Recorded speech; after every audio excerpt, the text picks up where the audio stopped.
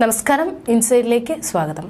വീണ വിജയന്റെ ഹർജി കർണാടക ഹൈക്കോടതി തള്ളിയതോടെ CPM PBയിൽ അടിയന്തര ചർച്ചകൾ തുടങ്ങി. കർണാടക, കേരള കോടതികളിലെ സ്ഥിതിഗതികൾ നിരീക്ഷിക്കാൻ സീതാറാം യെച്ചൂരി PB അംഗം MA ബേബിക്ക് നിർദ്ദേശം നൽകി.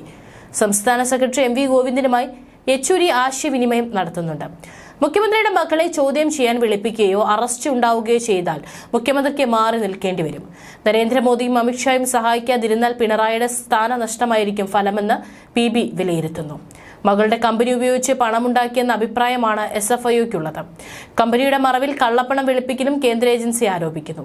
അപ്രതീക്ഷിത ട്വിസ്റ്റാണ് കേസിലുണ്ടായിരിക്കുന്നത്. സീതാറാം ഉൾപ്പെടെയുള്ള നേതാക്കൾക്ക് ഇതിൽ പരം സന്തോഷം മറ്റൊന്നില്ല. തങ്ങളെ പ്രതിസന്ധിയിലാക്കുകയും പാർട്ടിയെയും നേതാക്കളെയും മുൾമുനയിൽ നിർത്തുകയും ചെയ്ത മുഖ്യമന്ത്രിക്ക് ഇത് തന്നെ വേണമെന്ന് പറഞ്ഞ് സന്തോഷിക്കുകയാണ് CPM ദേശീയ നേതാക്കൾ. രാജിയുടെ കാര്യം മുഖ്യമന്ത്രിക്ക് വിട്ടു നൽകണമെന്ന് പറയുന്നവർ തന്നെ രാജിയാണ് നല്ലതെന്ന് രഹസ്യമായി പറയുന്നു. വീണയുടെ കാര്യം ബുദ്ധിമുട്ടിലായതിന്റെ സന്തോഷം G. സുധാകരൻ മുതൽ തോമസ് ഐസക് വരെയുള്ള നേതാക്കൾക്കുണ്ട്. മുഖ്യമന്ത്രിയുടെ മകൾ വീണ വിജയൻ ഉൾപ്പെട്ട മാസപ്പടി വിവാദം വീണ്ടും പ്രതിസന്ധിയിലായിരിക്കുകയാണ്. മാസപ്പടി സംബന്ധിച്ച് സീരിയസ് ഫ്രോഡ് ഇൻവെസ്റ്റിഗേഷൻ ഓഫീസ് അന്വേഷണത്തെ ചോദ്യം ചെയ്തുള്ള കേസിൽ എക്സാലോജിക്കിന് കർണാടക ഹൈക്കോടതിയിൽ നിന്ന് കനത്ത തിരിച്ചടി നേരിട്ടതോടെയാണിത്. കമ്പനി ഡയറക്ടറും മുഖ്യമന്ത്രിയുടെ മകളുമായ വീണ നൽകിയ ഹർജി കർണാടക ഹൈക്കോടതി തള്ളി. SFI അന്വേഷണം തുടരാമെന്ന് ഹൈക്കോടതി ഉത്തരവിട്ടു. ഇതാണ് CPMനെ ബുദ്ധിമുട്ടിലാക്കുന്നത്. കൊച്ചി മിനറൽ ആൻഡ് റൂട്ടിൽസ് കമ്പനി എന്ന സ്വകാര്യ കമ്പനി വീണ വിജയന്റെ ഉടമസ്ഥയിലുള്ള എക്സാലോജിക് സൊല്യൂഷൻസ് എന്ന കമ്പനിക്ക് നൽകാത്ത സേവനത്തിന് പ്രതിഫലം നൽകിയെന്ന ഇന്ററിം സെറ്റിൽമെന്റ് ബോർഡിന്റെ കണ്ടെത്തലാണ് മാസപ്പടി വിവാദത്തിന് തിരികൊളുത്തിയത്.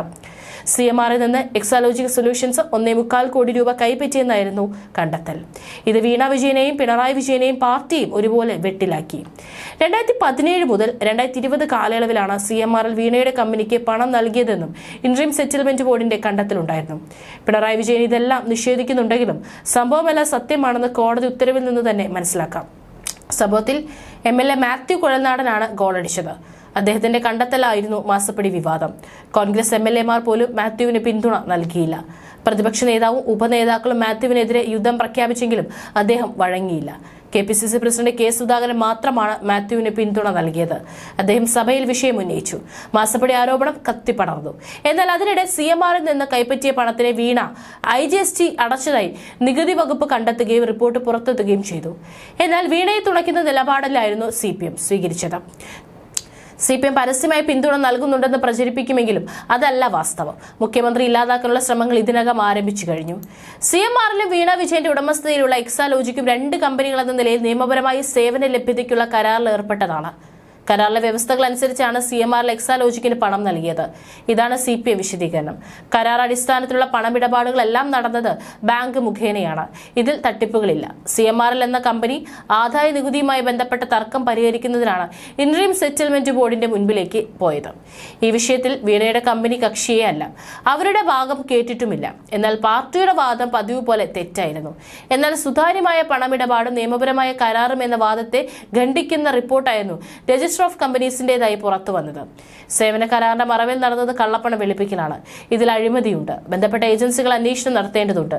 കമ്പനികൾ തമ്മിലുള്ള കരാർ ഡയറക്ടർ ബോർഡിന്റെ അനുമതിയോടെയാവണം. ആ തീരുമാനത്തിൽ ഒപ്പടക്കമുള്ള മിനിറ്റ്സ് ഉണ്ടാവണം. എക്സാലോജിക്കുമായി ഉണ്ടാക്കിയ കരാറിനെ സംബന്ധിച്ച് KMMLന്റെ ഡയറക്ടർ ബോർഡ് അറിഞ്ഞിരുന്നില്ല. സാമ്പത്തിക ഇടപാടുകൾ സംബന്ധിച്ച് ഓഡിറ്റർ സാക്ഷ്യപ്പെടുത്തിയ രേഖയോ പൊതുയോഗം അംഗീകരിച്ച കണക്കോ ഇല്ല. സാമ്പത്തിക നേട്ടത്തിന് കമ്പനിയുടെ പേരിൽ വ്യാജരേഖയുണ്ടാക്കുന്നത് ഗുരുതരമായ കുറ്റമാണ്. ഇവിടെയാണ് മുഖ്യമന്ത്രി സ്റ്റേജിലേക്ക് കയറുന്നത്. വീണയെ ഒരു കമ്പനി നിരപരാധികം സഹായിക്കുന്നത് എന്തിനാണ്? വീണയുടെ സ്ഥാനത്ത് ഒരു സാധാരണ വീട്ടമ്മയാണെങ്കിൽ അല്ലെങ്കിൽ ഒരു കമ്പനി ഉടമയാണെങ്കിൽ ഇതുപോലൊരു സഹായം ലഭിക്കുമായിരുന്നു. ഇതെല്ലാം സംശയങ്ങൾക്ക് ഇടം നൽകും. ആർക്കും തോന്നുന്ന ഇതേ സംശയം കോടതിക്കും തോന്നി എന്നിടത്താണ് വീണ തോറ്റത്. പണം വാങ്ങിയത് സേവനത്തിനാണ് എന്ന് തെളിയിക്കുന്ന ഒരു രേഖയും ഹാജരാക്കാൻ എക്സാലോജിക്കിന് കഴിഞ്ഞിട്ടില്ല. CMRൽ എക്സാലോജിക്കിന് നൽകിയ പണത്തിന് GST അടച്ചതിന്റെ വിവരങ്ങൾ മാത്രമാണ് എക്സാലോജിക്കിന് കൈമാറിയത് എന്നിങ്ങനെയായിരുന്നു രജിസ്റ്റർ ഓഫ് കമ്പനീസിന്റെ കണ്ടെത്തൽ. ഇതോടെ വീണയുടെ കമ്പനി നൽകിയ സേവനം എന്താണ്? ROCയുടെ അന്വേഷണത്തിൽ വീണയ്ക്ക് രേഖകൾ ഹാജരാക്കാനും വിശദീകരിക്കാനും കഴിഞ്ഞില്ല. CMRൽ കമ്പനിയുടെ ഡയറക്ടർ ബോർഡിൽ പൊതുമേഖലാ സ്ഥാപനമായ KSIDCയുടെ പ്രതിനിധിയുമുണ്ട്. ഇത്തരം കരാറിൽ ബോർഡ് അംഗങ്ങൾക്കും ഉത്തരവാദിത്തമുണ്ടെന്ന് അന്വേഷണ റിപ്പോർട്ടിൽ പറയുന്നു. എന്നിട്ടും KSIDC ഒരു നടപടിയും എടുത്തില്ല. കരിമണൽ കമ്പനി വീണയ്ക്ക് പണം നൽകിയത് അഴിമതിയുടെ പരിധിയിൽ വരുന്നതാണെങ്കിൽ എന്ത് അഴിമതിയാണ് നടന്നിട്ടുള്ളത്? ഇതെല്ലാം ചോദ്യങ്ങളായി അവശേഷിക്കുന്നു. ഇതിനിടെയാണ് SFIO അന്വേഷണം തുടങ്ങുന്നത്. 2013 കമ്പനീസ് ആക്ട് 210 പ്രകാരം രജിസ്റ്റർ ഓഫ് കമ്പനീസ് അന്വേഷണം നടക്കുന്നതിനിടെ സമാന്തരമായി 212 വകുപ്പ് പ്രകാരം SFIO അന്വേഷണം നടത്താനാവില്ലെന്നുമാണ് വീണ കർണാടക കോടതിയിൽ ബോധിപ്പിച്ചത്. 212 വകുപ്പ് UAPA വകുപ്പിന് സമാനമാണ്. സഹാറ കേസ് പോലെ നൂറുകണക്കിന് കോടികളുടെ അഴിമതി നടന്ന കേസിനാണത് ഉപയോഗിക്കുക. എക്സലോജി കേസ് അങ്ങനെയല്ല. 1.25 കോടി രൂപ മുൻനിർത്തിയാണ് ആരോപണം. ഇതിൽ സീരിയസ് ഫ്രോഡ് എന്ന് പറയാൻ ഒന്നുമില്ല. CMR എന്ന കമ്പനിക്ക് സോഫ്റ്റ്വെയർ സേവനം നൽകിയതിന് രേഖയില്ല എന്ന് മാത്രമാണ് ആരോപണമെന്നും വീണയ്ക്ക് വേണ്ടി ഹാജരായ മുതിർന്ന അഭിഭാഷകൻ അരവിന്ദ് P. ദത്താർ കോടതിയെ അറിയിച്ചിരുന്നു. ഇത്തരമൊരു വാദം ഉന്നയിക്കുമ്പോൾ താൻ മുഖ്യമന്ത്രിയുടെ മകളാണെന്ന കാര്യം വീണ മറന്നു. അതേസമയം രജിസ്റ്റർ ഓഫ് കമ്പനീസ് അന്വേഷണവുമായി ബന്ധപ്പെട്ട ഇടക്കാല റിപ്പോർട്ടുണ്ടെന്നും അതാണ് SFIO അന്വേഷണത്തിലേക്ക് നയിച്ചതെന്നായിരുന്നു SFIOയ്ക്കും കമ്പനി കാര്യ മന്ത്രാലയത്തിനു വേണ്ടി ഹാജരായ additional solicitor general K. Aravind Kamath വാദിച്ചത്.